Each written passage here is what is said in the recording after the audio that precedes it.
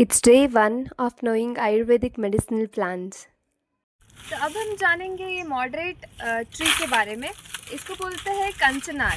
तो इसका botanical name है Bauhinia variegata which belongs to family Caesalpiniaceae family. इसको हम हिंदी में कंचनार भी बोलते हैं। इसके संस्कृत के सिनोनिम्स है गंडारी, यानी कि ये थायराइड प्रॉब्लम्स में बहुत ही बेनिफिशियल है। और इसको हम चमरिका भी बोलते हैं क्योंकि इसका जो बार्क रहता है बहुत ही ब्यूटीफुल रहता है।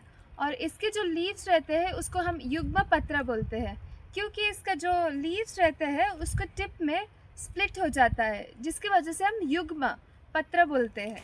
तो अब हम जानेंगे इसका मॉर्फोलॉजी के बारे में। इसका स्टेम जो रहता है रफ रहता है, सिलेंड्रिकल रहता है और ब्रांच्ड रहता है। इसके जो लीव्स रहते हैं बटरफ्लाई शेप में रहते हैं और अल्टरनेटली और सिंपल प्रेजेंटेशन में प्रेजेंट रहते हैं।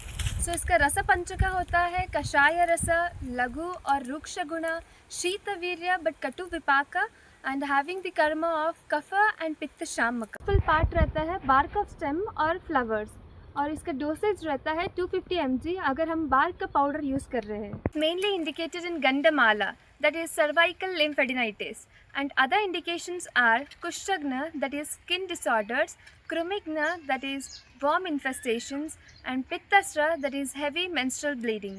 Now let us know the Amayika Prayoga, that is therapeutic uses of Kanchanara. Firstly, in Gandamala, take fresh bark of Kanchanara along with Shunti and Kanjika, triturate it and give it internally. The main important formulation prepared by Kanchanara is Kanchanara Gugulu, which helps in thyroid-related disorders like goiter, helps in preventing swelling, uterine fibroids. And Chandana Asava is used as digestive and cardiac tonic. And Chitrakadi Taila, this Taila is used in quick healing of fistula tract. So this is all about today's Kanchanara.